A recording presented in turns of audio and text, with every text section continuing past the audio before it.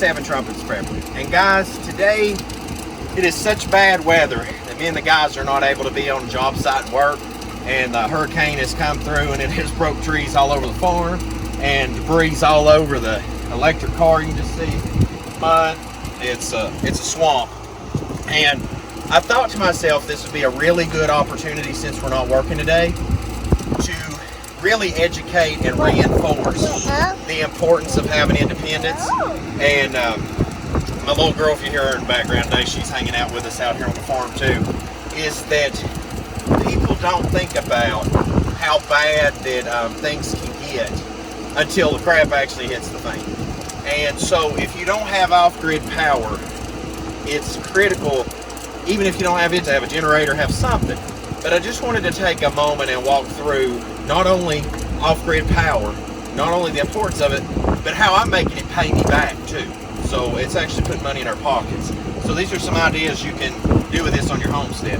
First off, there's a lot of ways you can put power up. You can put them on a top of pole mount. That one's getting finished up and wired in the building. You can put them on brackets on a structure like we've done. And then if you walk right here, there's a new way you can mount them super easy. Whether you're 70 years old, 50 years old, super easy to put out is these plastic tubs. You put them out, throw some gravel, throw some dirt, throw some sand. But if you do the sand, it needs to be bagged in sandbags or something. And you put them in there, and then the panels slide over this clip, so it locks it in up here. And then down here, there's a plastic lock that I don't have in my hand at the moment. They're actually in that bag over there left from job site, but you slide lock up in here and a T-clip goes down. That holds the panel on it. So there's a lot of ways you can mount these. And keep in mind, we build these now, these sheds. The sheds are pre-built and the systems are put in them, the panels are put on it, and we just drive up and drop it off in your backyard. And there's a link in the video description below of a setup we just done for a customer in Georgia. But with this, charging my electric vehicle, I don't pay people for power to charge my electric vehicle, okay? I just charge it up. This building's set up so that it times out at night and turns off with my crypto mining, which I'll get into in a minute. But you gotta think about stuff like this, is when crap hits the fan one day, you can't keep buying diesel, you can't keep buying gasoline, you can't keep getting propane or natural gas. So you've gotta be able to renew something. And this, I can go in there once the transfer switch is finished up. That's the last finish work on this. I can literally flip the transfer switch, and the minute the utility company goes out here, I can run my house off grid. Plus I can plug a generator into this later on and charge up the battery bank, and then still run my house while it's charging that up and helping supplement the off grid. So it's really important to think about your needs and then think about the layout of your off grid. And there's multiple ways you can configure that. But real quickly, before I get into that, and we'll come back out on the porch and I'll explain some things, I want to take you inside and I want to show you that the off-grid I got for my home, eventually I will run a lot of loads if I can off of it, if not full-time living, because this is like 10 kW worth of power. When it's completely set and done, it'll be around like 10, which is massive because most American homes need about 6 kW worth of power. But what I plan to do in the meantime is that I'm making it make me money by crypto mining. And then later it'll essentially just run the whole home. So we'll take you inside real quick and I'll show you how that's working and we'll go from there.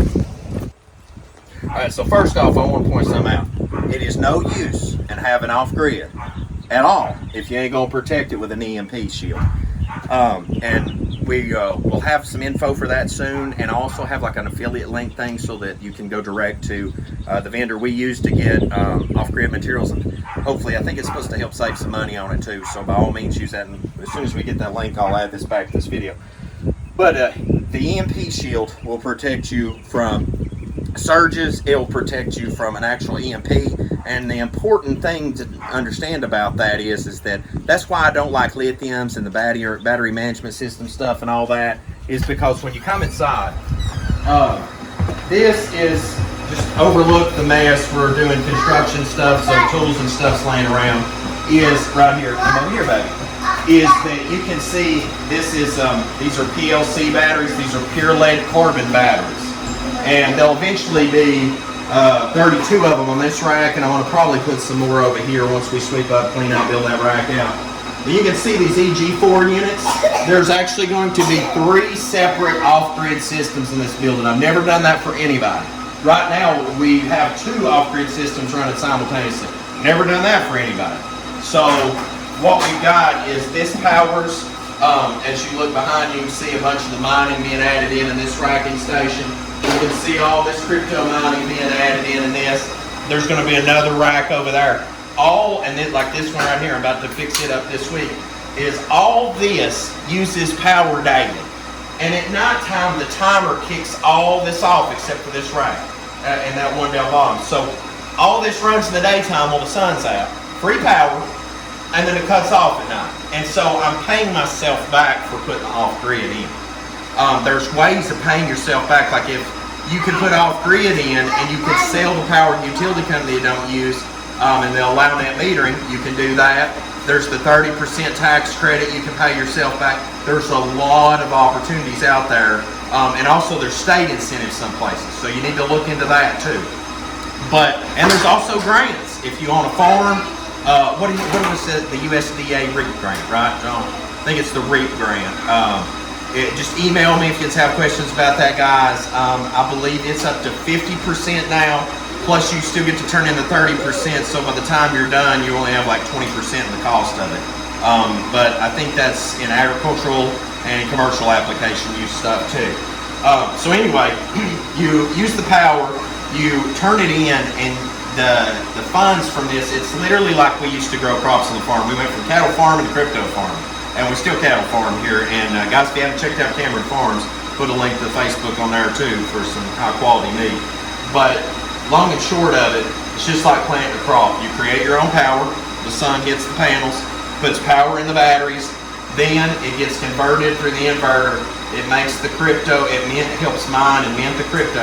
The crypto then gets cashed out, and then you can take that cash on your crypto debit card. Let me show you that. They have it nowadays where you can put it on a debit card. And so then you can take that, you can go to the coin dealer and get you some pure silver, so you're literally like silver mining at that point. Or you can go buy groceries with it, etc. And that is the ticket to ride right there on that. So long and short of it, whenever you look at doing the off-grid, the big thing is being able to create enough power, store enough power, and pull enough power. So we have like almost 10 kW on the roof, which is more than sufficient for the average home. Okay, then these two together are equivalent to like, I believe it's 50 amps worth of service output, which is like having a backup generator for your house. This right here puts out 5 kW alone that I refurbished an old inverter and put on the wall. And literally the load that's coming out to this right now is 45%. It's not even running half of what it could run. And then a separate photovoltaic system. So there's 3 different photovoltaic inputs on this. So this is kind of what I've done so that I had redundancy, and I have the EMP shielding for the power coming in. And I tried to think this through. I used old parts from job sites. I used leftover materials through time. Bought some new equipment and such. And it's dusty in here. We've still got to clean up. We're doing construction as we're at it. But the eventual ability will be able to, through the power that's going out of that panel, we'll go to a transfer switch to the house. And so one day, when all this goes to hell, okay, the world just completely falls apart, which is, who knows tomorrow at the rate we're going. When that happens, all these racks will be thrown out of here. Well, not all of them, but some of them. And there will be AeroGarden aquaponics systems, hydroponic systems put in. And then this will be converted to crop growing on top of supporting a homestead. And so I've tried to gear my mind is take every dollar I can now, pay myself back. I've already turned in for the 30% tax credit for this. So I've tried to recoup this. So everything you see in here right now is debt free. Like nothing, no crypto mining equipment, no batteries, no inverters. Everything's paid for by the grace of the Most High. So at this point, it's just money print business. This prints for my mom. It prints money for my son, for my wife, for me, for customer clients that have equipment here. It prints for everybody. and it's almost to the point where I don't even owe an electric bill that supports this place. But sometimes the utility company does have to help out, like a really bad cloudy day or something like that, just to keep continuity of the off-grid power running. But you can do a lot of things with off-grid power. I've showed an example of what I've done in my homestead. Right now this runs a crypto farm. Eventually it'll run a hydroponic gardening in here. And we literally can convert this in a whole day.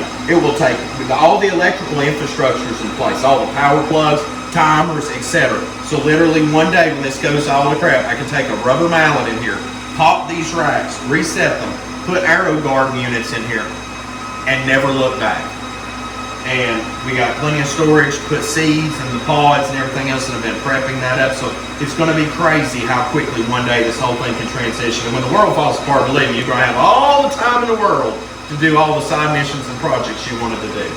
But also, I've shown in the sheds, the last thing I would say in this video, and you can check us out at offgridcontracting.com. You can also email us at go off-grid at offgridcontracting.com, and you can also call us at 865-919-0865. Long and short of it, there's a lot of ways in those sheds we build now is you could have two simultaneously separate systems. We could put 3 separate systems in there.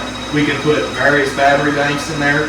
Literally, the shed we delivered recently has this much power equivalent setting in it as well. But I'm going to double that for my farm by the grace of the Most High for all those plans. So this literally will take care of the water running for cattle. It'll take care of electrical fencing. It'll take care of house, take care of lighting, cooking, water heating, the whole 9 yards. And eventually there will be, this unit here will be moved to another area, and there will be 2 Snyders put here. So that'll be 2 Snyder units. That's 100 amp worth of service for a home. Then 2 of these 50 amps worth of service in here. And then in case we needed to run, like if some friends brought an RV or a tiny house or something over and needed to kick it here, we literally can run another 5,000 watts off this, which could power like 2 tiny homes or 2 RVs or campers or something. So there's a lot of thought and mechanism that's went into this thing. So I just wanted to tell you that in the wake of this hurricane that's come in, it's really clarified to me with all the power outages, even in East Tennessee and around the area, just the importance of having a backup. Even if you don't have off-grid power, just having a generator, guys, you don't know how imperative it is in the upheaval and the state of uncertainty that our world is moving toward, especially energy-wise, to have something. This took me years to get to this point. I accumulated equipment, accumulated materials, building materials, funding, the whole 9 yards. It took me, I've been prepping since 2009, and I finally got this done 2 years ago now. So 2 years ago, this finally got accomplished. So I know things take time, but it is so worth it in the end. And to me, this is such a security for my family that I can't tell you the peace of mind it gives. So I encourage you, if you haven't made a move toward it today, make sure and start doing some kind of legwork to get you some off-grid power. But I thought I'd give everybody a tour. John, if you want to just show this real quick. I want to show everybody, you know, this is the little mini miners we build at blackflagcryptominingco.com. I'll put a link in the video description for that too if you want to support a Tennessee business. But this is something that while I sleep every day, while I'm working every day, this is passive income for my family, and it's making everyone money, and it doesn't hardly cost a dime to operate now. So that, and later it can be turned to food production. So that is such a relief to know that, you know, a lot of hard work finally turned into something productive. And you can do a lot of things with off-grid. I hope what I've showed you today will inspire you. It's definitely important to have security, guys, moving forward. I mean, it is absolutely with the state of the world. But guys, as always, till we see you again here, Seven Compass Prepper Channel. Most High Yah Baruch can keep you, make his face shine upon you, show you favor, and give you shalom, my friends. In Yahushua now.